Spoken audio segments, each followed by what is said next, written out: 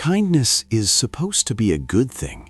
It's praised, rewarded, encouraged. From a young age, we're taught that being kind makes us good, lovable, worthy. But no one talks about what happens when kindness stops being a choice and becomes a requirement for survival. Because for some people, kindness isn't just generosity, it's a strategy, a reflex, a way to stay safe, connected, and accepted. And that's where the dark side begins. You might recognize yourself here. You're the one who listens without interrupting, the one who shows up even when you're exhausted, the one who gives the benefit of the doubt again and again, the one who says it's okay even when it's not. You're often described as kind, patient, understanding, selfless.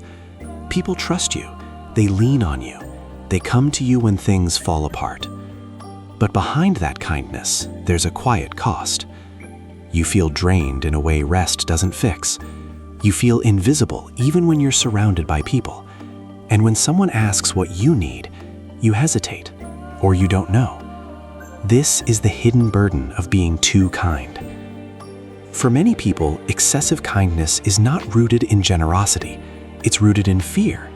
Fear of conflict, fear of rejection, fear of being seen as difficult, selfish, or ungrateful. Psychologically, this often develops early.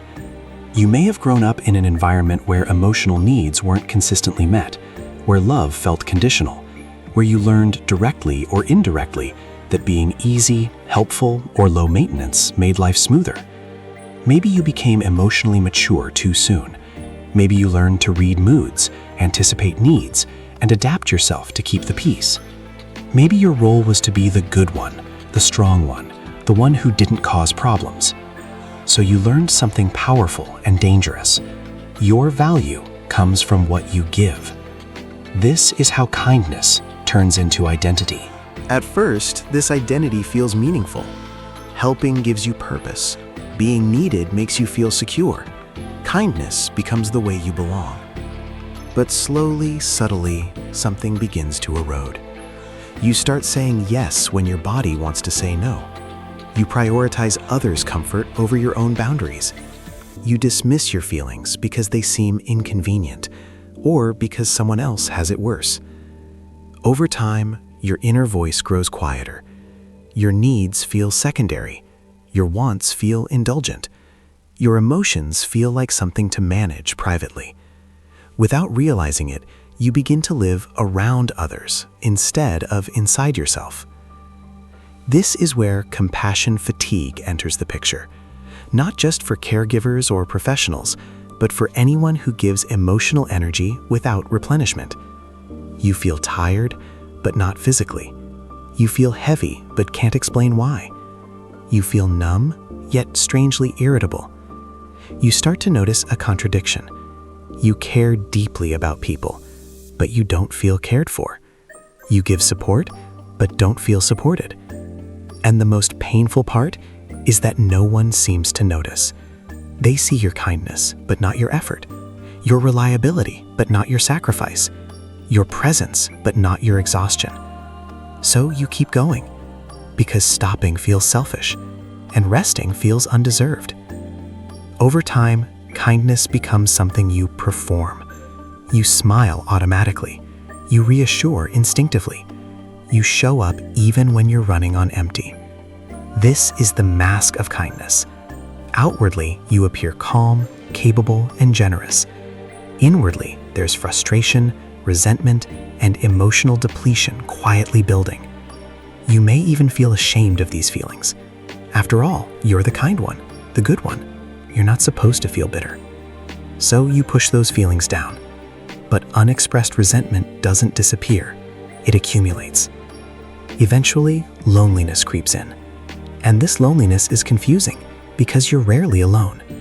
People know you, they relied on you, they talk to you, but they don't really see you. They see what you do, not who you are. They see your availability, not your limits. They see your kindness, not your pain. You may start to feel emotionally unseen, even unlovable, unless you're useful. And when you finally need support, you hesitate to ask. because you don't want to be a burden, because you're used to being the strong one, because you don't know how to receive without guilt, so you carry everything yourself. This is where resentment becomes unavoidable. Not loud resentment, not explosive anger, but quiet, heavy resentment. The kind that whispers, "Why am I always the one giving? Why does no one check on me? Why do I feel guilty for wanting the same care I give?" And then comes the guilt for even thinking these thoughts. You were taught that kindness makes you good, that self-sacrifice equals virtue, that wanting more makes you selfish. So you stay stuck, giving while slowly disappearing. This is the paradox of kindness no one prepares you for. Kindness without boundaries doesn't make you noble, it makes you empty. There is a profound difference between kindness that comes from abundance and kindness that comes from fear, obligation, or self-erasure. One is healing, the other is unsustainable. And many people confuse endurance with virtue. The turning point is boundaries. And for someone who has built their identity around being kind, boundaries can feel terrifying. Saying no feels cruel. Disappointing others feels dangerous. Choosing yourself feels like betrayal. But psychology is clear on this. Boundaries are not selfish, they are essential. They are not walls to shut people out, they are structures that keep you whole. Without boundaries, kindness becomes self-abandonment, and self-abandonment always leads to resentment. Learning to say no is especially difficult when you've been rewarded your whole life for saying yes. You may feel anxiety when you decline. You may over-explain. You may feel compelled to justify your needs. But here's the truth. Every time you say yes when you mean no, you teach others and yourself that your limits don't matter. Boundaries are how you teach people how to treat you. But more importantly, they're how you teach yourself that you matter. Think of the oxygen mask metaphor. You've heard it before, but it matters here. You're not told to put your mask on first because you're more important. You're told to do it because if you collapse, you help no one. Kindness that costs you your mental health, your identity, or your peace is not kindness. It's survival behavior. And survival behaviors can be updated. Healing begins when you redirect some of that compassion inward. When you ask yourself, what am I feeling beneath the habit of being fine? What do I need that I've been denying? Who am I when I'm not useful? It begins when you allow rest without earning it, when you let yourself be imperfect, when you stop apologizing for having limits. You don't become less kind when you do this. You become more real. True kindness is not martyrdom. It's not endless giving. It's not self-sacrifice disguised as virtue. True kindness flows from self-respect, from balance, from choice.